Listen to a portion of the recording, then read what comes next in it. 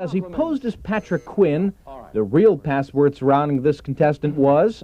The password is phony. All right, Patrick. Welcome to Watch Mojo, and today we'll be looking at the most notable instances of game show or reality competition winners whose lives took tragic turns after their victories. Firstly, none of us cheated on that show. There was no planning to cheat, no attempt to cheat. Hector Jobertay, Goulder Ultimate Search. In 2006, Hector Jobertay bested his competitors and emerged as the winner of the third season of the Nigerian survival reality series, Goulder Ultimate Search. Hector, come here. Woo! Woo! Woo!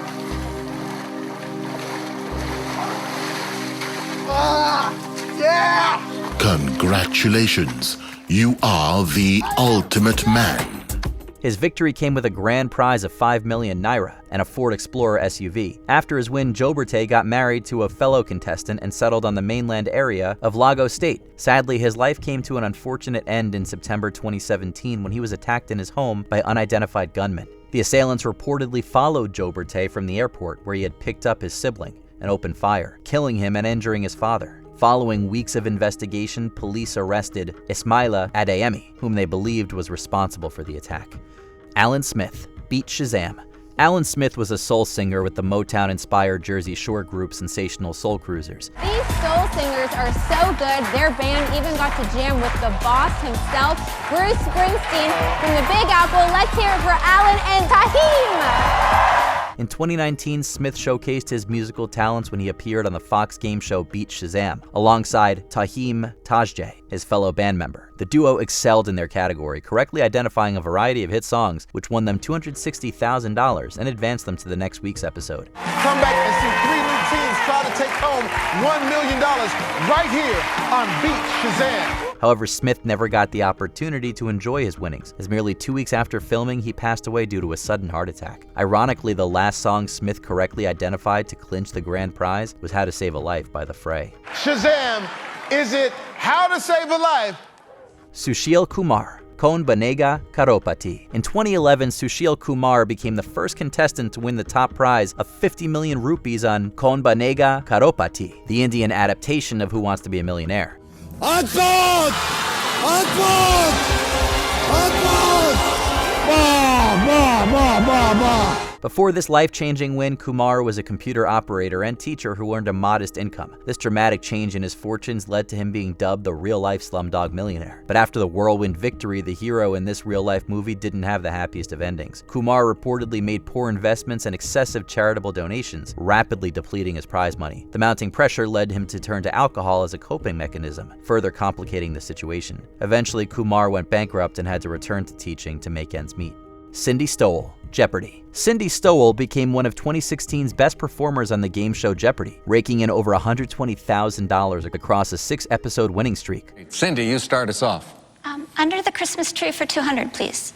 Unfortunately, she never got to watch her impressive run with the rest of the country, as she passed away just about a week before her taped episodes were broadcast. Cindy Stowell is our champion. She is from Austin, Texas, and she collects nail polish. Yeah, it started in grad school. A science content developer from Austin, Texas, Stowell competed while she had stage 4 colon cancer, determined to fulfill her dying wish of appearing on the show. Filming was grueling as she endured a fever and had to rely on painkillers to push through. But in a final heartwarming gesture, Stowell donated all of her earnings to cancer research. And Cindy's wish was that her prize money be donated to cancer research to help others like her. Darva Conger, Who Wants to Marry a Multimillionaire. At the turn of the century, Fox brought 50 women from across the country, one from each state, to compete for the heart of an anonymous multimillionaire. And this is no joke. Before the show is over, our multimillionaire will determine which of 50 women will make the perfect bride for him. Once he has made his selection, the couple will be married legally right here on this stage. In the end, the millionaire, Rick Rockwell, chose Darva Conger of California and married her on the spot. However, whatever dreams of a fairy tale ending Conger had were quickly shattered. It wasn't long after the show aired that people began questioning Rockwell's background. I was thrust in the public eye, and For the first time in my life, I was having to defend myself. I'm being called a gold digger and a this and a that, and being ripped apart in the media. The supposed multimillionaire turned out to be far less wealthy than he claimed, and even had a restraining order against him from a previous relationship. Conger was heartbroken, but she wasted no time. Right after their honeymoon, she filed for an annulment and sold off Rockwell's engagement ring. I actually went back to school and became a nurse anesthetist, and that's what I do for a living, and it's a wonderful living. Carrie Ketchum. Super password. The password is fraud. Hi, Patrick. Hi. What happened there? Did you? Oh, I had a little bit of an accident a couple weeks ago, but I'm feeling fine. It's, the least of my worries right now. Or at least it was for Patrick Quinn, who appeared on NBC's Super Password in 1988 and won $58,600 across 4 episodes. When a bank manager in Anchorage, Alaska watched the episodes, he recognized Quinn as Carrie Ketchum, a fugitive wanted in Alaska and Indiana for fraud. Because his real name is Carrie Ketchum, and some very interested viewers in Anchorage, Alaska recognized him as someone believed to have defrauded the bank they work in, so they tipped off police.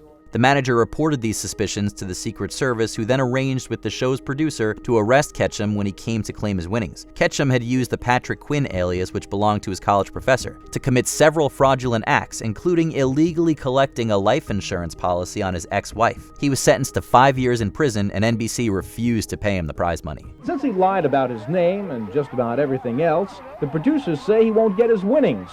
Not even lovely parting gifts. Michael Larson, press your luck. Between 1969 and 1982, Michael Larson was arrested 3 times in Ohio for theft and other fraudulent acts. Let's meet our second player, Michael Larson. How are you, Michael? Now, Michael, what do you do for a living? Oh, I drive an ice cream truck in the summer. I hope to win enough money here not to have to do that Do you this have summer. it with you today? Larson had always had a knack for scams, but his largest grift came in 1984 on Press Your Luck. Larson had studied the show extensively and discovered that its supposedly random game board actually only followed 5 predetermined patterns. Stop! Stop at $4,000 on a spin. 18,136. Michael, 6 spins and you got all that money. You got more than almost 14,000 more. She's gonna go.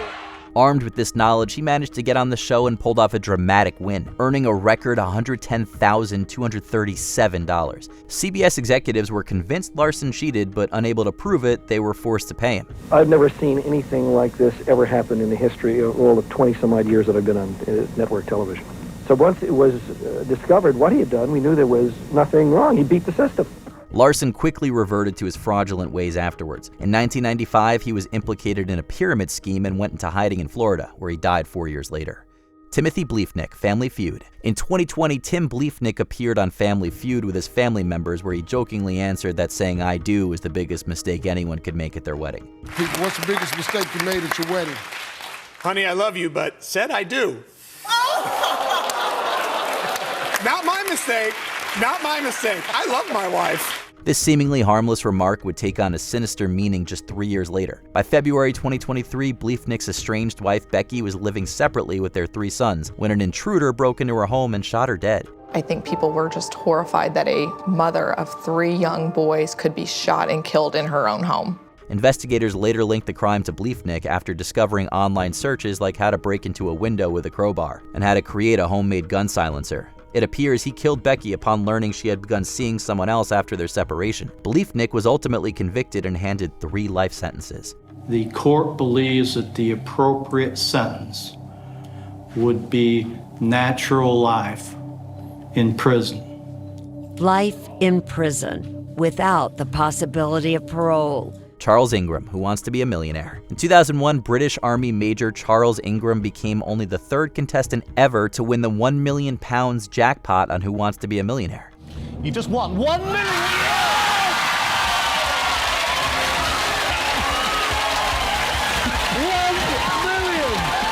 But he never saw a penny of that money. Ingram, along with his wife Diana and an accomplice, Tequan Wittuck, allegedly cheated by using a coughing signal to point him to the correct answers.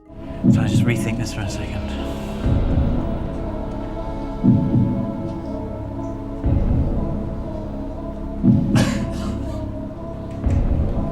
Yeah, I'm sure it was Holbein. Although Ingram denied the accusations, he was found guilty of deception, fined £115,000, and given a suspended sentence. The scandal derailed his life. Ingram was dismissed from the military and found himself involved in another fraud case involving an illegal insurance claim. Since then, he has published 2 novels and appeared on shows like The Weakest Link and Wife Swap. People watch it and they think, well, that's the show, that's what it was like. But it's not the case. The people either side of him said that they didn't notice any coughing. Before we continue, be sure to subscribe to our channel and ring the bell to get notified about our latest videos. You have the option to be notified for occasional videos or all of them. If you're on your phone, make sure you go into your settings and switch on notifications. Rodney Alcala, The Dating Game. This popular dating game show featured Rodney Alcala in 1978 as one of 3 bachelors vying for the affection of Cheryl Bradshaw. Please welcome Rodney Alcala. Rod, welcome.